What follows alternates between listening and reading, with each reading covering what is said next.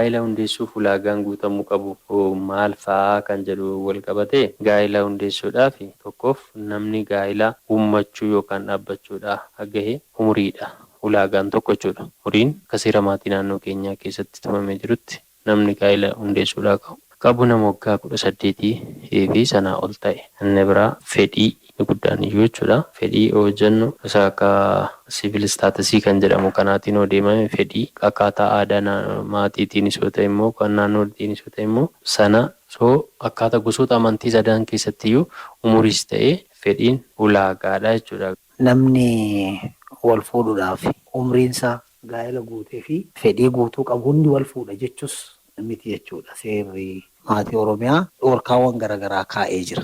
Fakkeenyaaf tokko dhimma waa'ee firooma dhiigaa. Namni wal fuudhuudhaaf fedhii horate umriinsaa guutee wanni deebi'ee ilaallachuu qabu isaan gidduu firoomni dhiigaa seeraan kaa'amee firooma dhiigaa gaa 7 jedha seerri maatii Oromiyaati. Firoomni soddummaadhaan uumame jiraachuu dhabuusaa mirkaneeffachuu danda'u qaba jechuudha. Lammaffaan namni yeroo murtaa'eef murtiidhaan gaa'ela akka hin hundeeffanne dhorkaan karaa mana murtiitiin itti kennamuu danda'a. Yeroo kanatti dhorkaawwan akkasii kan hin jirre ta'uusaa mirkaneeffachuu danda'u qaba. Kan biraa fakkeenyaaf nama gaa'ela hundeessee gaa'ela isaa diige yoo ta'e yeroon turtiin eeggachuu qabdu jirti jechuudha. Keessattuu kallattii dubartiitiin. Umriidhaan wal qabatee umriin akka qajeeltootti waggaa 18 yaa jedhamuyyuu malee haala addaatiin immoo qaamni aangoo qabu seera maatii Oromiyaati irratti tumamee jira.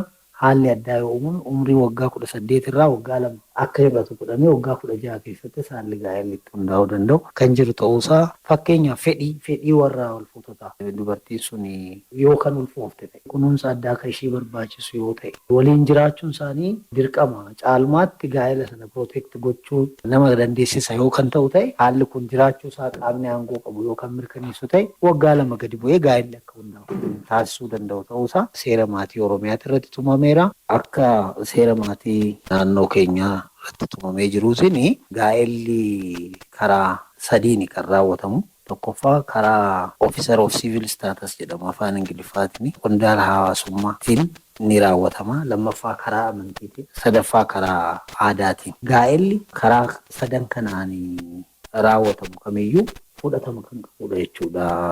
Beekamtii seeraas kan qabu akka ta'e seera maatii naannoo keenyatti irratti tumamee kan jirudha jechuudha. Waliigaltee gaa'ilaa kan jedhu falmiidhuma keessaa daddacha maatii irratti illee kan arginu qabatamatti kan dhufaa jiru. Waliigaltee gaafa wal fuudhan sana kan akkaataa aadaa naannoo sanaatiin qabeenya walii lakkaa'anii mana yoo jiraate mana qotiyyoo yoo jiraate qotiyyoo saawwan yookaan immoo horiin fe'iinsaa kan jirus yoo jiraate yookaan immoo lafa mana bahiinsaaf jedhamee lafa qarxii yookaan ximaadamma kanaaf abbaan kennee kun amma maa irraa dursa kennanii ka'aniifaa gaafa gaa'illi diigamu ijoollee isaanii gidduutti jarri deebi'aniifaa akkaataatti gaafatantu jira qabeenya gaaf sana kennanii kun yoo barreeffamaan taa'e isa kana dhanuuti amma waraqaa waliigaltee gaa'ilaa kan jennu jechuudha. Isa akkaataa aadaa naannoo sanaatiin kun qabatamatti yeroo hunda akkaataa fuudha aadaa naannoo keenyatti barreeffamaan hin jiru. Ragaa namaatiin wanti mirkaneessinee murteessinuu hin jiraata baay'ee. Sirriidhumatti gaafatamee masqalatti deddeebi'amee waggaa 2-3tti kan wal fuudhu barreeffamni otoo hin jiraatiin kan akkanatti waliin uumamu jira.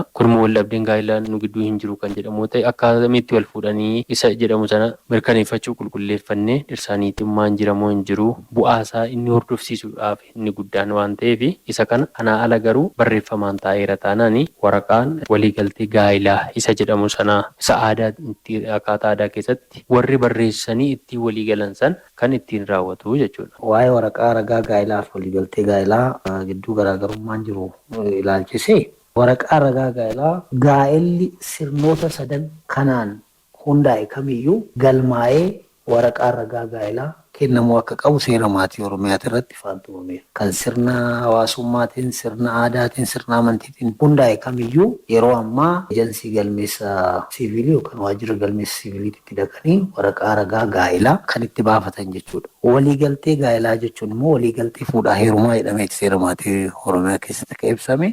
Waliigaltee fuudhaa heerumaa hoo jennu warri fuutonni fuudhaaf heeruma raawwachuu isaaniiti yookaan immoo yeroo kaadhimummaadhaan jiran keessatti yookaan immoo yoo hangam baay'ate hanga guyyaa gaa'ila isaanii hundeessuu danda'an qofaatitti hariiroo qabeenya waliinii isaaniitiin wal qabatee jiru yookaan immoo qunnamtii gaa'ila keessatti isaan gidduutti jiraachuu qabu ilaalchisee mirgaa fi dirqama qaban kan itti kaawwatanidha jechuudha waliigaltee fuudhaaf heerumaa jechuudha. Gaa'elli dura hundaa'ee jiru otoo jiru gaa'ela biraa hundeessuun seera dhorkaa akka ta'e seera maatii Oromiyaa irratti ifaan tumamee jira. Hundeessuun akka hin danda'amne.